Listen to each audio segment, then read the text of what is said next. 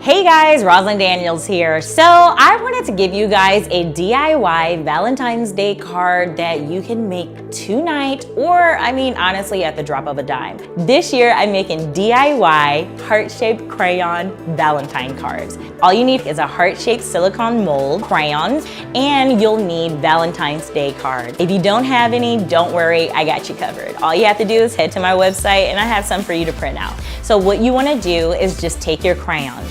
Take the paper off of each one and break them into quarter pieces of each crayon. Add them to your silicone molds. Then you're going to put it in the oven at 350 degrees for about 10 to 12 minutes. Once all the wax is melted, you take it out and let it sit to cool. Next, you want to take a piece of tape or a dab of glue and add it to the back of each crayon. Add that to your printable Valentine's Day card, have your kids sign their name, and you're good to go. For more information, please visit rosalinddaniels.com.